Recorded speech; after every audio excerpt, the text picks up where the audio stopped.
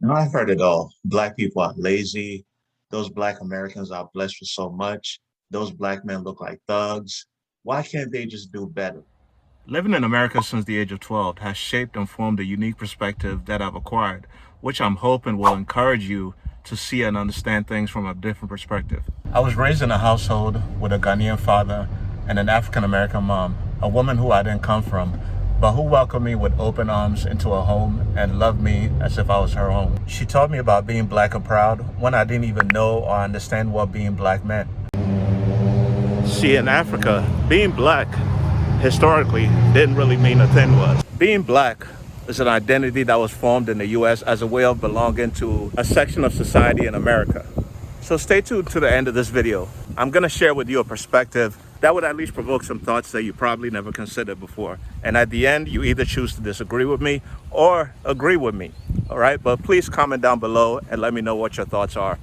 When you have knowledge and understanding of one's culture, it gives you an insight and a perspective that others who are not of that culture and who have not encountered that culture simply do not have. And equally, I've heard these questions and statements such as, why didn't they come get us from the plantations? They sold our ancestors into slavery. Africans come here to the United States and take our jobs, among many others. See, the first time I realized there was a certain level of animosity and friction between Africans and African Americans was this. Okay, all right, does anybody know what the name of this place is? That's Africa. I know that. That's right, that's Africa. But did you know that Africa is the place where the body of the first man was found? My daddy says that makes it the place where all people originated from. That means everybody's really from Africa. Everybody. All y'all. Everybody.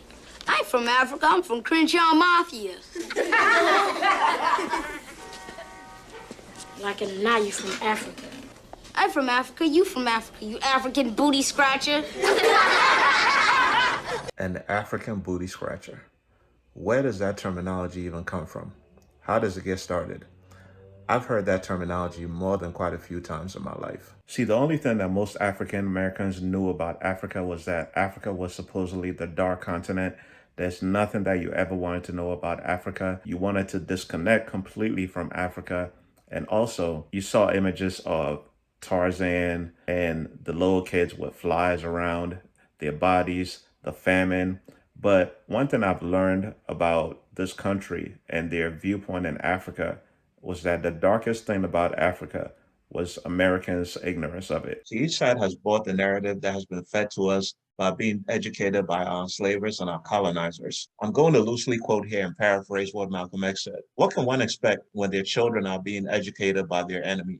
See, my own story as a child growing up in Ghana in the 80s until the age of 12, I didn't know how Black people came to exist here in America. Like a lot of other people growing up in Ghana in those times, we used to consume American culture. We watched American movies, listened to music coming from the United States. We were conscious of American culture, knew American music, movies, and were consumers of American fashion. We were just oblivious to the history of what had happened to Black people here in the United States. And to this day, I'm willing to bet you that the average African doesn't know the history of African Americans, nor is he or she that much concerned with it. The average African is more concerned with what's happening in their local communities and how they can put food on the table and a roof above their head and how they can raise their kids in a manner that they want to raise them. One of Africa's early Pan-Africanist leaders was Sajifo Kwame Nkrumah, who was the first president of Ghana, who liberated Ghana from the British, attended university at Lincoln University in Pennsylvania, USA. Fun fact,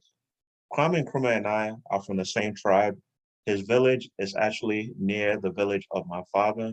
I actually applied to attend Lincoln University when I found out that that's the college that he went to, and I named my son after him. But that's how much I love and appreciate Kwame Nkrumah for everything that he did for Ghana and for Africa. At the age of 26, Nkrumah left the Gold Coast to study at Lincoln University in the USA. He read widely from the literature of Karl Marx and Marcus Garvey. And from then on, ideals of socialism became appealing to him. Nkrumah was very much inspired by Marcus Garvey and the whole idea of return to Africa and black freedom. That inspired him a lot too.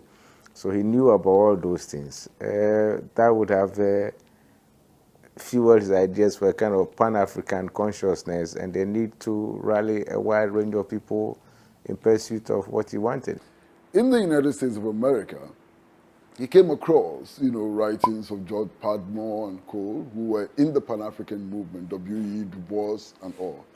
And eventually in 1945, he linked up with them in Manchester, United Kingdom, where they organized a 5th Pan-African Congress. And they decided to accelerate the struggle for liberation of Africa.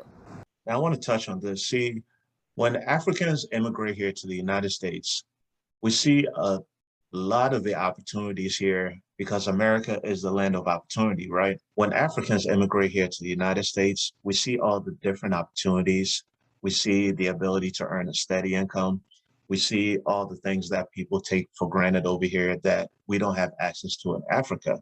So a lot of Africans, when we first get here, we work as hard as possible to be able to make it in this country. One thing I never really understood is there are many Africans who immigrated to America that tended to look down upon African Americans. And I never really understood that because it's because of the forefathers of African Americans who struggled through the civil rights era, who struggled through Jim Crow, who sat at lunch counters. Those are the people and those are the main reason why we've been able to benefit, why we've been able to buy houses and live in whatever neighborhoods that we wanted to live in, send our kids to whatever schools that we wanted to send our kids in, and send our children to whatever schools that we wanted to send our kids. See, growing up here as a young Black man in the States in the 90s, I got to really understand the plight of Black Americans historically in America. See, I got to learn about people like Malcolm X, Martin Luther King Jr. I really got to understand Black culture and the psyche of Black people in this country. I was listening to hip hop groups like Public Enemy, who was screaming, "Fight the powers that be." Tupac. I was reading books like The Autobiography of Malcolm X and Makes Me Want to Holler by Nathan McCall. That book especially helped me to really understand what has happened to Black people in this country.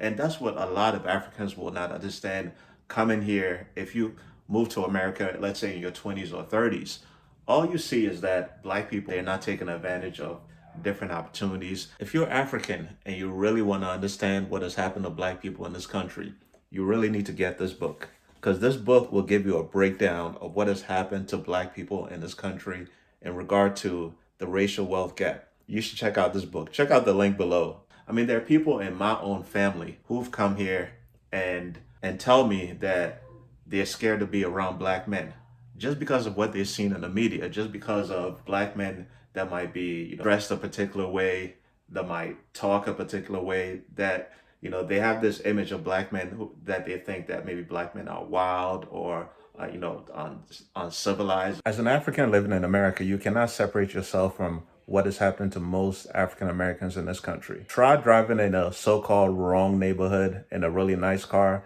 and see what happens if the cop pulls you over and makes a distinction because you're an African. I really feel like as a people, we really need to look at each other more like brother and sister.